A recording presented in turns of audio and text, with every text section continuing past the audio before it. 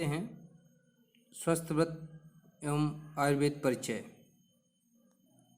स्वस्थ का अर्थ है स्वस्थ रहना अर्थात निरोगी जीवन से, और व्रत का अर्थ है रोगों का निवारण करना तथा रोगी व्यक्ति के रोगों का निवारण करना, अर्थात उसके रोगों को हरण करना, उसके रोगों को दूर करना। ये स्वस्थ व्रत का अर्थ है। अब स्वस्थ व्रत से तात्पर्य क्या है? निरोगी जीवन प्राप्त करने के लिए जो कर्म किए जाते हैं उसे स्वस्थ व्रत कहते हैं। इस स्वस्थ व्रत विज्ञान का ज्ञान दोनों व्यक्तियों, स्वस्थ एवं रोगी दोनों के लिए आवश्यक है। देखिए, इसमें बताया गया है स्वस्थ व्यक्ति स्वस्थ रहने के उपायों का ज्ञान प्राप्त कर अपने स्वास्थ्य की रक्षा कर सकता है। स्वस्थ व्रत के माध्यम से जो स्वस्थ व्यक्ति है वो उस स्वस्थ व्रत के माध्यम से ज्ञान प्राप्त करके और अपने आहार विहार आचरण आदि में सुधार करके जो है अपने स्वास्थ्य की रक्षा कर सकता है, जिससे वह स्वस्थ रहता है। और जो रोगी व्यक्ति है वो अपने रोगों से संबंधित पथ्य, अन्नपान और जो है अपनी दिनचर्या, ऋतुचर्या, अहितकर पदार्थों आदि का ज्ञान प्राप्त करके अपने रोगों और व्याधियों से मुक्त हो जाता है, यानी कि उनको उसकी अपने रोग और व्याधियां सही कर लेता है। अतः कहा जाए तो स्वस्थ व्रत का जो स्वस्थ व्रत है अपना, उसका स्वस्थ व्रत का पालन करते हुए आयुर्वेद के दो प्रयोजन प्राप्त होते हैं हमें। देखिए, जैसे स्वस्थस्य स्वास्थ्य रक्षणम आतुरस्य विकार प्रशमनम च की प्राप्ति होती है। देखिए, अब इसका भावार्थ क्या है? स्वस्थ स्वास्थ्य रक्षणम आतुरस्य विकार प्रशमनम चा का, देखिए, स्वस्थ व्यक्ति के स्वास्थ्य का रक्षा करना और रोगी व्यक्ति के रोगों को दूर करना, इसका उद्देश्य है। अब देखिए, इसमें जो है आधुनिक चिकित्सा शास्त्र में स्वस्थ व्रत को हाइजीन कहते हैं। अब हाइजीन शब्द की व्युत्पत्ति कहाँ से हुई है? इसकी व्युत्पत्ति ग्रीक भाषा के हाइजिया शब्द से हुई है। इसका शाब्दिक earth the goddess of health, अर्थात स्वस्थ का जो गॉडेस ऑफ हेल्थ का तात्पर्य है, उसका मतलब है स्वस्थ का उन्नत एकदम सही रहना, ये होता है उसका मतलब। अब देखिए, इसमें स्वस्थ व्रत की दो शाखाएं होती हैं। एक आपका जन स्वास्थ्य हो गया, पब्लिक हेल्थ, और एक आपका व्यक्तिगत स्वास्थ्य हो गया, पर्सनल हेल्थ। अब देखिए, हमने स्वस्थ व्रत का जो है सामान्य परिचय जान लिया।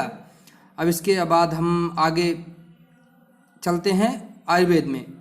आयुर्वेद के बारे में जानते हैं। आयुर्वेद की परिभाषा, आयुर्वेद कहते किसे हैं? जैसे देखिए, एक श्लोक है, जो इस श्लोक के माध्यम से आयुर्वेद को जानते हैं।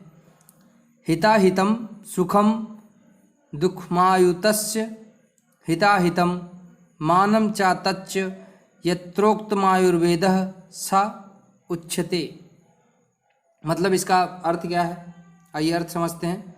अर्थात जिस शास्त्र में हितमय, अहितमय, सुखायु एवं हितमय, अहितमय, दुखायु का तथा आयु के मान का वर्णन हो, उसे आयुर्वेद कहते हैं। अर्थात छोटे शब्दों में कहा जाए तो जिस शास्त्र में अहितायु, हितायु, अहितायु, सुखायु, दुखायु आदि चीज़ों का वर्णन हो, उसे आयुर्वेद कहते हैं। आयुर्वेद दो शब्दों से मिलकर बना होता है, आयु धन वेद। अब आयु के वेद ज्ञान को ही आयुर्वेद कहते हैं।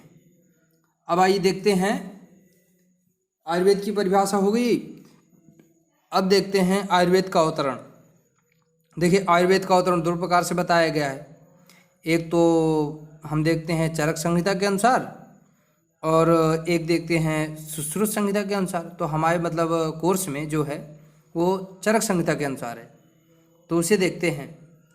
देखिए सर्वप्रथम आयुर्वेद का जो है, आयुर्वेद का ज्ञान ब्रह्मा जी को प्राप्त हुआ। ब्रह्मा जी ने दक्ष प्रजापति को और दक्ष प्रजापति ने अश्विनी कुमार को आयुर्वेद का ज्ञान दिया।